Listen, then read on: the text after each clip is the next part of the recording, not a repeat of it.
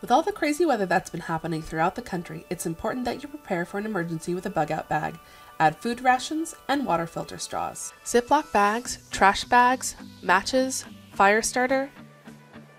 duct tape, rope, a printed map in case GPS and cell phones are down, multi-tool, space blanket, first aid kit, pain pills, poncho,